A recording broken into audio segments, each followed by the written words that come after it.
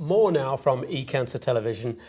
We have with us Jayant Vaidya from University College London here in Bordeaux. You've stepped out of the meeting at the European Society of Surgical Oncology. Thanks for coming over here, but you've been doing an extremely interesting study of breast cancer. Can you tell me all about this way of delivering radiotherapy? Yes, it was back in '95 that we started the clinical pathological rationale using whole organ analysis of mastectomy specimens that suggested to us that giving radiotherapy only to the area around a tumor is probably going to be enough. So we collaborated with the industry and developed a machine to give radiotherapy as a single dose in the operation theatre. Now this is intraoperative therapy for breast cancer. Which sorts of patients were you looking at? These, in the Target A trial, which has just been published in the Lancet, we looked at patients who were over the age of 45 with generally small tumors and which were not lobular cancers, so invasive duct carcinoma patients more than 45 years of age. Now you've got a good size of sample, over 2,000 patients. Yes. What did you do with them and how did you divide them up into the categories? What sort of cancer did they have? Yes, so they had invasive duct carcinoma, which was, they were randomly allocated to receive targeted intraoperative radiotherapy as a single dose, or they were receiving the standard control arm was the external beam radiotherapy, which was 3 to 6 weeks of daily radiotherapy fractions. And they were randomized? They were completely randomized from the, and stratified according to the center. But there was a situation where some patients could get both therapies? Yes, this was within the protocol. So within the protocol, if patients were randomized to have targeted intraoperative radiotherapy, that means the policy of the randomizer experimental arm was this, that they would first get external beam intraoperative radiotherapy, and then if postoperatively we found adverse prognostic factors, we would add external beam radiotherapy as well. And that was this arm. They were not moving to the other arm. That was the arm. We expected this to happen in about 15% of patients, and the study was powered to include this, and it in fact happened in 14% of patients. Could you tell me a little bit about the source of radiation, because this is a short distance and avoids cardiotoxicity? Yes, indeed. This is not radioactive seeds. This is X-rays at 50 kV, and they are generated by us in a small box. Electrons are generated, they hit a target, and X-rays at 50 kV are generated, and a spherical applicator goes inside the tumor bed to give radiation from within the breast. The dose at the surface of the applicator is 20 gray, and the dose about 1 centimeter from it is about 5 gray. So your heart, lungs, esophagus, all are spared the radiation that is not necessary. It sounds very elegant in principle. What are the data coming out of this study? It was elegant, and we needed to prove that in fact it gives the same results, and that's why we did the randomized trial. We had 2,232 patients from 28 centers around the world who participated in the trial. So 1,113 received target as their policy, 1,119 received external beam. We found that the local recurrence rate in the target group was 1.2%, in the EBRT group was 0.9%. At what? At 4 years. So, and the difference between the two groups at 4 years was 0.25%, with a 95% confidence limits of -1 to 1.5. That means the difference at most could be -1, that means target would be 1% better, or plus 1.5, it could be 1.5% worse. And our non-inferiority margin originally was 2.5%. So what we actually found was 10 times less than what we accepted as non-inferior.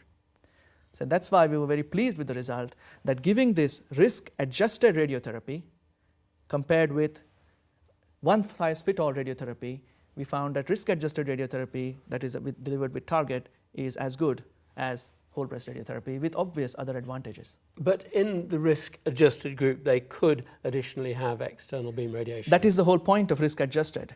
That means if they were low risk, they would receive target as the only treatment, which happened in 80% of patients. If they were high risk, they received target plus EBRT, which happened in 20%, or overall only 14%. So risk-adjusted radiotherapy versus whole breast radiotherapy, that is the comparison, not intraoperative alone, which is dogmatic in a way. So what we are trying to say is that if this comes into clinical practice, and if we want to deliver it to the patients in clinical practice, then we must remember that if patient is found to have high risk factors such as major lymph node involvement, or if lobular cancer is found, then they should receive external beam radiotherapy as well. Only then we would get the results which are similar to the trial. Now, was the finding at 4 years sufficient, or do you need to wait longer? Well, it is sufficient enough for us to be quite sure of giving this in the low-risk patients. And that is what many investigators are starting to think of doing. Many of us have started losing equipoise in this regard, because you see an 80-year-old patient whose local recurrence risk is anyway very low, and it would be so much easier for them to give this as the only treatment. And what are we risking? At 4 years, the upper limit is 1.5%. Even if the difference, which was 0.25%, quadruples at 10 years, we would get still a difference of 1% local recurrence, which is not really very high. We are indeed looking for long-term data. We are monitoring all the patients, not only for local recurrence in the quadrant, but in other quadrants as well. And we will keep a watch to see how it goes. So these results are very cautious, but they feel, and one other reason why we feel these are important at 4 years is this. 5 years and 10 years is only because we have 5 and 10 fingers. In terms of biology of breast cancer, most local recurrence occurs in the first 4 years. And that's what we found in the target trial. The peak occurs at 3 years. And in the 4th year, we didn't have a single local recurrence. The idea of risk adjusting this approach is very appealing and is an example of pragmatic trial medicine. But in fact, you will have some critics saying that it would be better to have 2 completely different groups and stick to that and get very hard data. What do you say to that? Yeah, we have such a subgroup as well within the trial. In about 1/3 of the patients in the trial were randomized after they had the operation.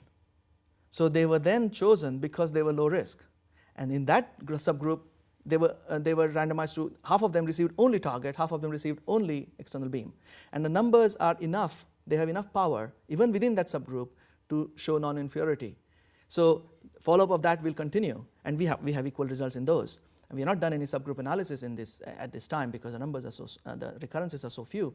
But we have such a subgroup within the trial, so we have a clean data as well as a pragmatic data in which we found together they are equal.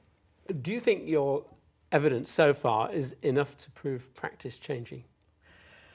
Well, some people think it is. And it is up to individual clinician to decide whether they want to wait for many years. Various practice which we have already changed breast cancer practice, adjuvant therapy, all of those results were published many times at 2 years, at 5 years, and they changed practice. So it is up to individual clinician and to take it really in a very reasonable manner. And as long as a risk-adjusted strategy is applied, I do not think patients will come to harm. So what would you like to say to busy doctors who are trying to do the best for their patients, many of whom may fall into this category of low risk and in need of radiotherapy? What would you say? I would say, having examined the evidence carefully, make sure that patients fall into the criteria of the target trial, inform the patient that we have these results at 4 years where they are equal, and that the risk of having trouble is small, and as long as they follow this practice, it is adaptable. You published quite recently. Yes. Have you had any reactions yet? Yes, we have had 4 letters to the Lancet. Our response to the letters has been quite satisfactory, and it will soon be published. So what sorts of ideas are people coming up with? People are coming up, one of the ideas is that the dose is too small. Well, the proof of the pudding is in eating. Radiotherapy may work in ways other than killing cancer cells. Now today, with the surgery that we do, we hardly ever have positive margins. What I mean is, if we have positive margins, we go back in and make them negative. So at the end of the surgery, margins are negative. Radiotherapy still works. So what is it working on? And here is the time I feel that a small dose may change the tumor microenvironment, making it less conducive to tumor growth. And that's why the smaller dose may be enough. So we have to rethink on our biological models of how radiotherapy works. It may be not just killing cancer cells. It may be changing the microenvironment. And therefore, a lower dose may be enough, especially in patients who have got such small cancers and good prognosis tumors. Well, that is indeed fascinating work conducted in 9 countries, I believe, yes. and from your centre at University College in London. Yes. Jayant, thank you for joining us today. This is eCancer Television right here in Bordeaux. So we'll say goodbye for now, and thanks for coming. Thank you very much. Thank you.